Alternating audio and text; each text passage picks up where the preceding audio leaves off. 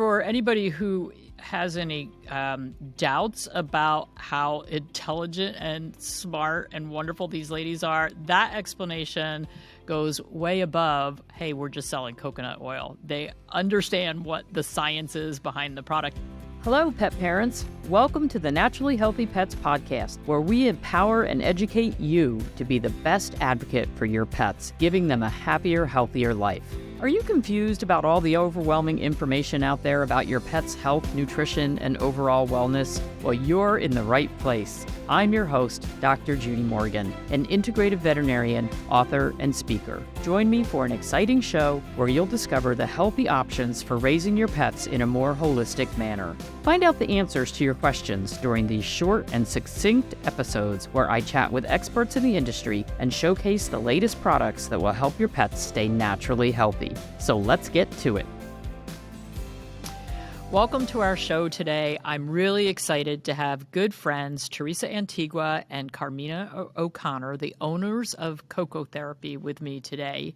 These two ladies are brilliant. They are always dressed impeccably, and they rock 4-inch heels. I cannot do that. So maybe the next time we're together, you can give me lessons how to walk in anything more than a 1/2-inch heel, because I just fall down. But these ladies have been around coconuts their entire lives because their family has been growing coconuts and making coconut oil for 3 generations on their family farm in the Philippines. Both sisters have degrees in bachelor's in biology and received their certification in companion animal nutrition from the University of Illinois. Animal lovers their entire lives, they grew up on a farm with dogs, cats, birds, and farm animals. Ladies, thank you so much for agreeing to be on my show today. Thank you for having us. So I think I met you two at a veterinary conference the first time we crossed paths, and I saw this big booth advertising coconut oil for animals. And I said, oh, what's this about? Like, I have never used coconut oil for animals. I have no idea what the benefits are. And we ended up talking for probably a good 45 minutes. And I was so blown away by your knowledge that I remember saying to whoever was with me, we have to go back and talk to them some more. And I think we came back the next day and literally monopolized your time for another hour and a half. I love that. I love that. It was great. So, and I was a nobody then. Nobody knew who I was. So the fact that you were willing to spend that much time teaching me, and I think we were doing some filming, and we filmed you talking about it. So if we were doing filming, it was probably at the AHVMA down in Augusta. But I really am blown away by the benefits of coconuts, coconut oil, and all the ways that you have found to use them to help our pets. So one of the things I want to absolutely address today is there's a big controversy about coconut oil and whether it's healthy for humans as well as our pets. And there are people on both sides of the fence. It's amazing you can find so much controversy over something so simple as coconut oil. But I remember it was one of the big, huge New York newspapers, and I don't remember which one, years ago, was talking about how horrible eating coconut oil is for people, and it blocks our arteries and causes heart disease and all this stuff. And everything I've learned about coconut oil since then tells me exactly the opposite. So what's the scoop? I mean, for me, I think a lot of it has to do with the quality of the coconut oil that we're talking about. But give us the lowdown. Why is coconut oil good, and how has it gotten this bad reputation? Like, how are people looking at it wrong or interpreting things wrong in order to come to that conclusion? Right. That's a really good question, a very loaded question. But the simplest answer is coconut oil is a saturated fat. So already for the longest time, for years, people have said, doctors have said saturated fat is bad for you.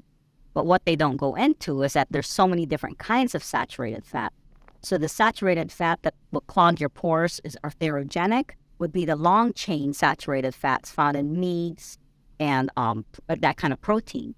But coconut oil is a medium-chain saturated fat, so it has very different metabolic pathways. So it's processed by the body differently. It does not clog your arteries. What happens is it goes straight to your liver and it's converted to ketones and releases energy. So it doesn't add any like increased lipid values in your blood.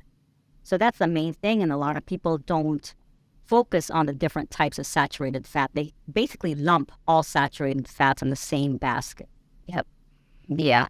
Great information. And interestingly, we really don't see hardening of the arteries and atherosclerosis in pets like we do in people. The metabolism is totally different.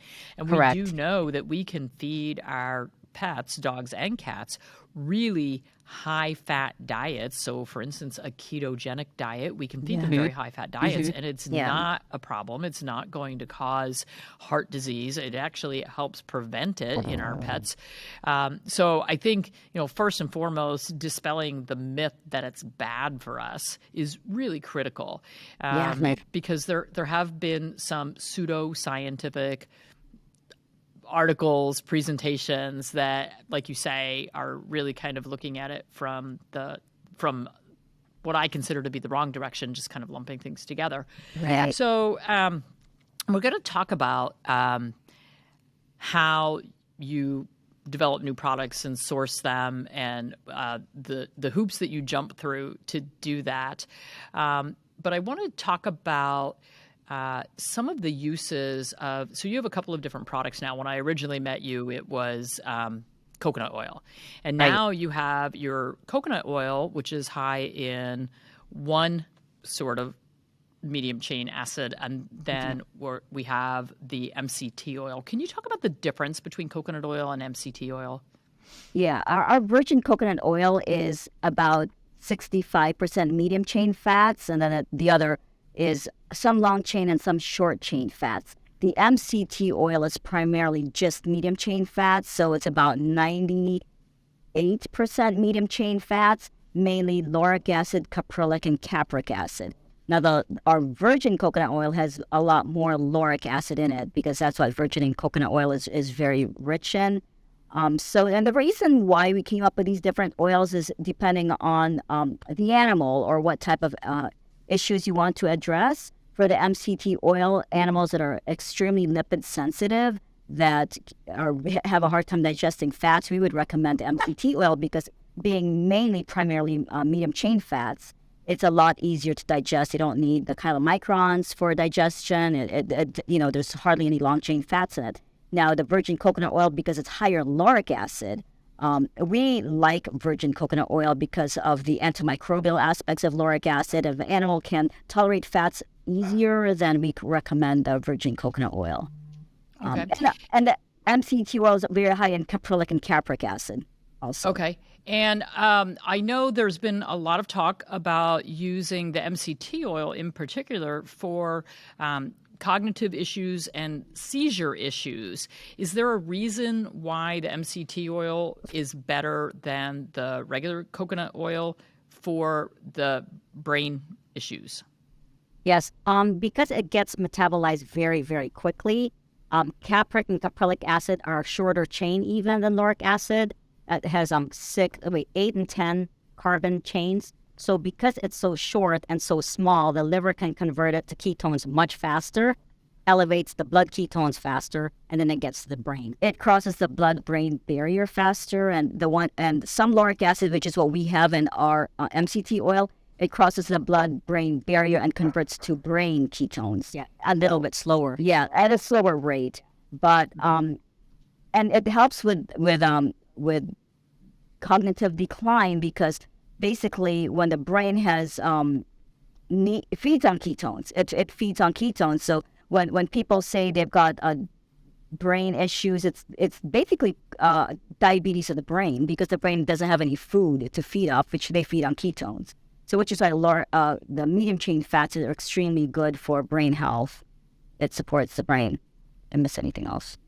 Okay. So for anybody who has any doubts about how intelligent and smart and wonderful these ladies are, that explanation goes way above, hey, we're just selling coconut oil. They understand what the science is behind the product. So with that, I'd like to talk about how you guys develop new products, because I think when I first met you, I think you had coconut oil and maybe coconut chips. Yeah, just two. And since that time, and it hasn't been that many years, you've had so many new products hit the market, and I have yet to find one that I don't go, wow. So it's been really interesting. But this latest selection of treats, so a lot of your products are treats. We've got the medically beneficial MCT oil, coconut oil. The coconut chips are just a phenomenal fiber source for animals that have problems with stool consistency. Yeah. And then the coconut, the finely ground coconut hairball plus for the kitty cats. People think it's normal for their cats to vomit a lot and vomit hairballs. Right. It's not. It's not. So that's been, it's a whole food source, and the cats really like it. So it's not something where we're having to force mineral oil and laxatives down kitty cats. This is a much more natural way to get them to move things through the bowel. But the newest selections of treats, and a lot of your treats are not meat-based treats, which is really cool, and they're organic. So the sourcing is amazing. But for people who have animals with IBD or protein allergies, to find something that has such high-quality ingredients that's not going to cause some sort of an IBS or a, itchy allergy problem, dry skin, it's actually going to help with that. So some of the new ingredients, I want you to talk about some of these, are coconut milk, moringa, which is very interesting, beets, turmeric, ginger, cranberry, peppermint, and parsley. And I know that when you're putting together your products, it's not just about, that's going to look good on the label, or doesn't that sound cool? It really is looking for a benefit for the animal. So we're going to start with moringa, because that one is something I haven't seen in treats and pet food ingredients. And frankly, I don't even know if I know what it is. So what is it? Where does it come from? And why are you using it? Well, the reason why we use moringa is because we grew up with it. In the Philippines, moringa is a plant. It's called malunggay. And it's similar to spinach and kale. And people don't really eat a lot of spinach and kale in the Philippines. They eat moringa or malunggay. In fact, we grew up, my sister has a moringa bush in her backyard. So my mom, my parents, my family, we would pick the leaves and we would boil it. We would use it in soups and stew. We would make tea. And they knew of the health benefits for moringa. So something we've grown up with. And back in, was it 2017, we were actually, my older sister who lives in the Philippines currently, when we were developing our treats, we were using spinach and kale. She said, and this was a long time ago, many years ago, she goes, why don't you guys use malunggay, which is moringa? And we thought, I don't even know if they have that here in the U.S. Is that even popular here? Do they understand? Then she goes, yeah, because she uses it for her dog. When her dog gets sick, they use it, like, instead of chicken noodle soup, they'll do moringa soup, malunggay soup when people get sick. And we thought, you know what? We should start doing some research and seeing, do people here in the U.S. use it? Can you get it here? And Caritha came upon an article in 2017 that Dr. Becker wrote regarding moringa, where she actually used it to treat a cockatoo with heavy metal poisoning, right? So, just to step back, let's step back a little bit. So moringa is an incredible superfood. It is loaded with vitamins, minerals, and antioxidants. And sure, everybody says that about every vegetable out there. Yeah. But this is really amazing because it literally has more vitamin A than carrots, more vitamin C than oranges. It has more protein than yogurt. It's got 26 times more protein than spinach. Iron than spinach. So it's unbelievable how rich moringa is. It also is filled with antioxidants. It has quercetin, which we know quercetin is very good for the immune system. Yeah. It has compounds that help inflammatory, help with the liver. And so it has 19 amino acids as well. So it's really amazing vegetable. And the thing is, Dr. Becker used it. She had a cockatoo that had heavy metal poisoning. So moringa is also known as a wonderful detoxifier. It's like a chelator, so it binds heavy metals to it. So she had a cockatoo that had heavy metal poisoning.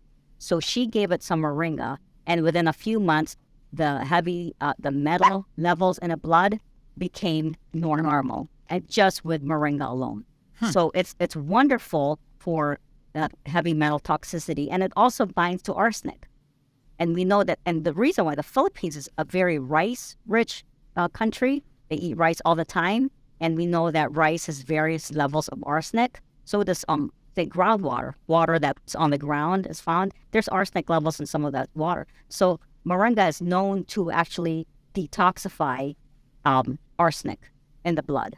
And so there's really a lot of studies about it. It's not just hearsay. Wonderful. Yeah. That is very cool. Is moringa grown in the U.S.?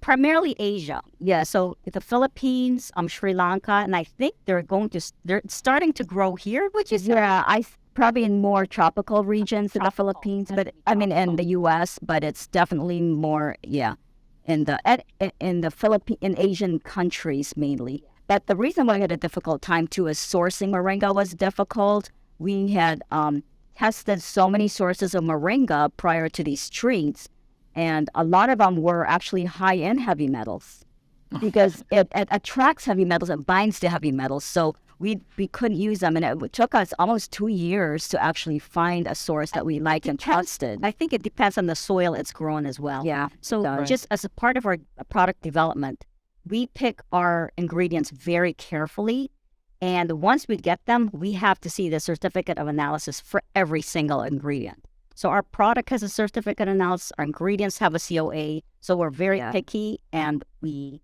just make sure it's a good source.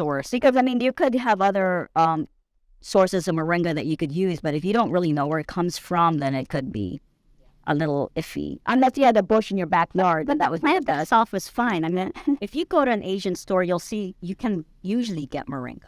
Yeah.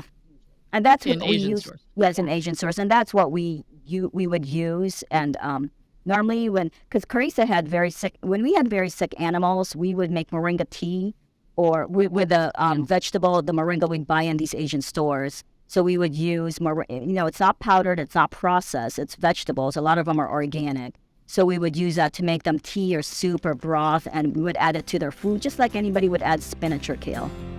Dr. Judy here. I want to thank our sponsor, Dog-Eared with Lisa Davis.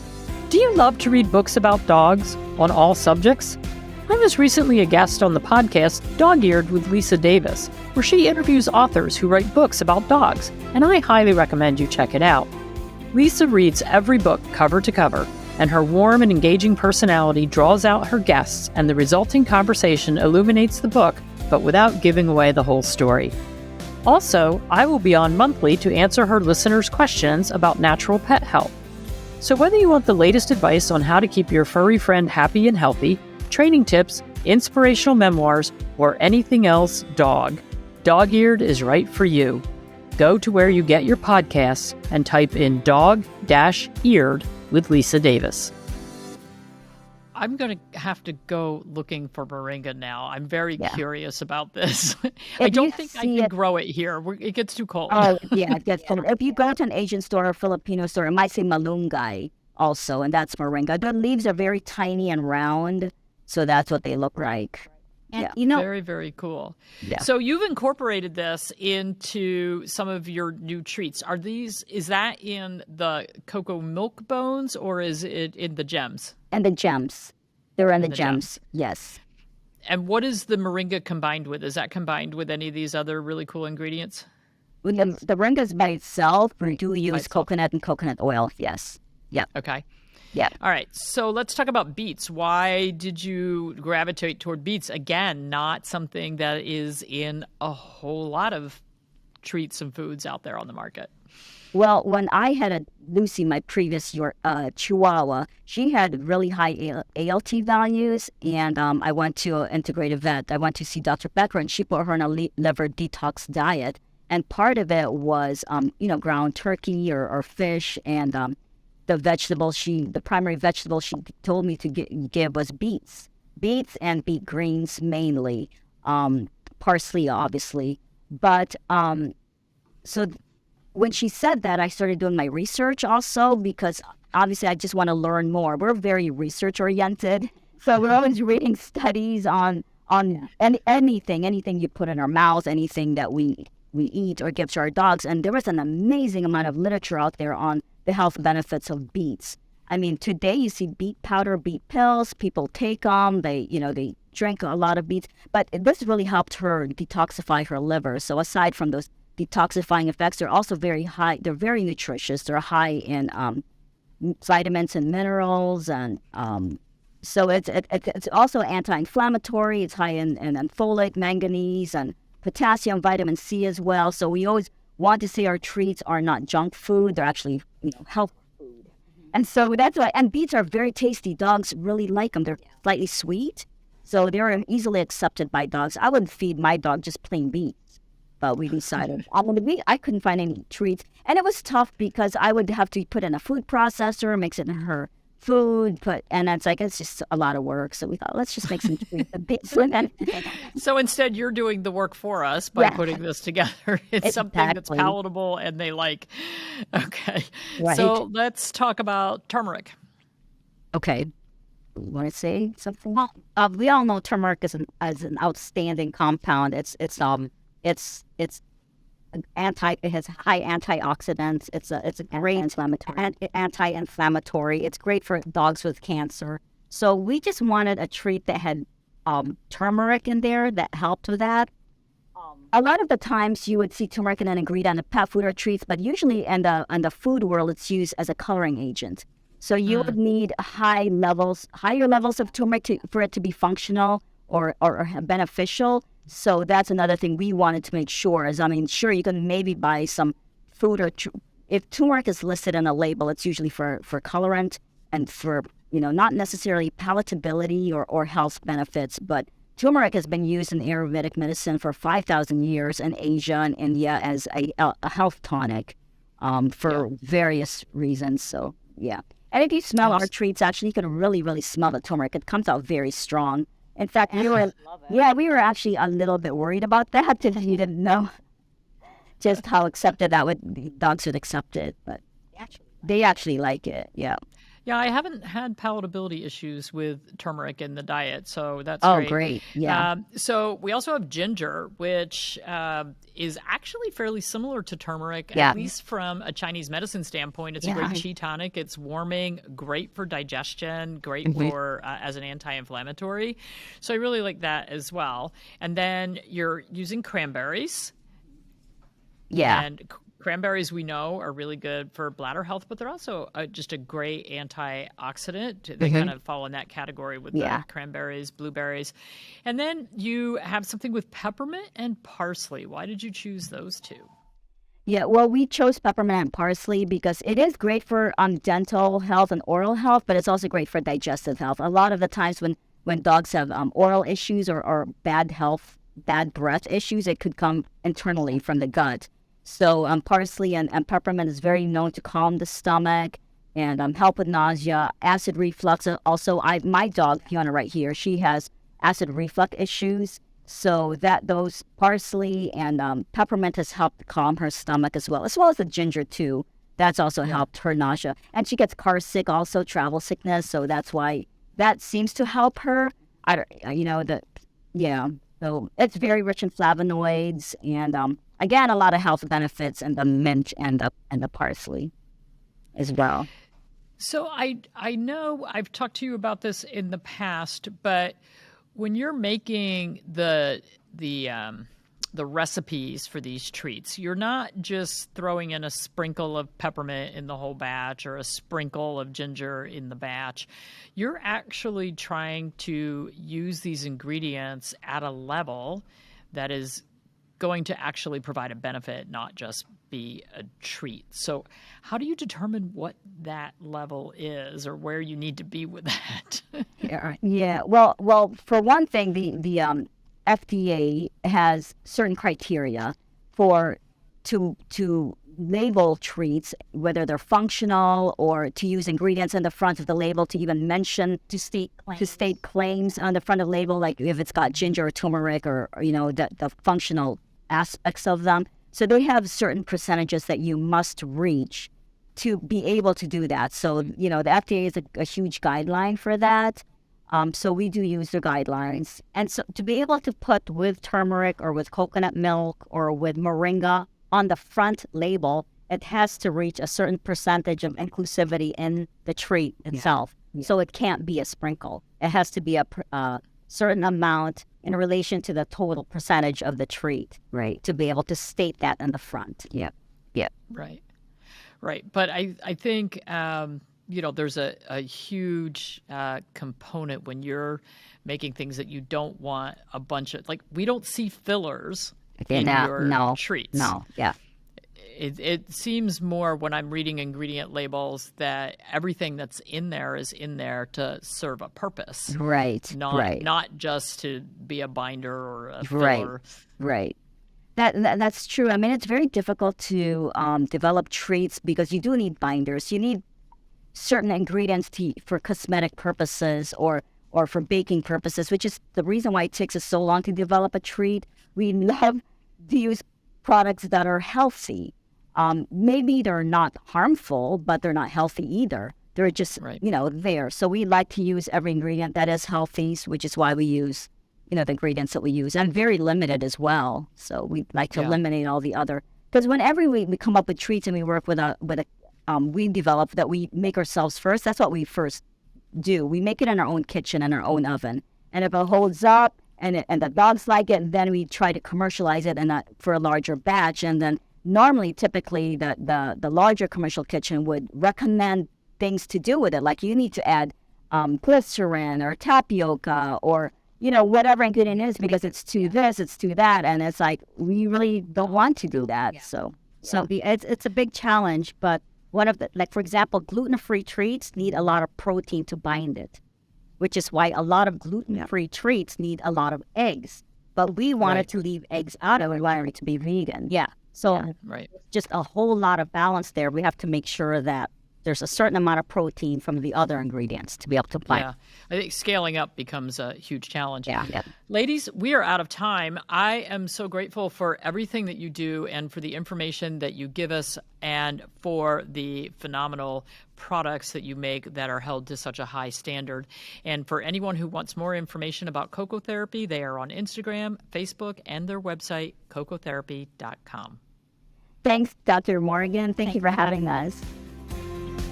Thanks for listening to another great Naturally Healthy Pets episode. Be sure to check out the show notes for some helpful links. And if you enjoy the show, please be sure to follow and listen for free on your favorite podcast app. We value your feedback and would love to hear from you on how we're doing. Visit drjudymorgan.com for healthy product recommendations, comprehensive courses, upcoming events, and other fantastic resources. Until next time, keep giving your pet the vibrant life they deserve. The purpose of this podcast is to educate and to inform. It is no substitute for professional care by a veterinarian, licensed nutritionist, or other qualified professional. You're encouraged to do your own research and should not rely on this information as professional medical advice, diagnosis, or treatment. Dr. Judy and her guests express their own views, experience, and conclusions. Dr. Judy Morgan's Naturally Healthy Pets neither endorses or opposes any particular view discussed here.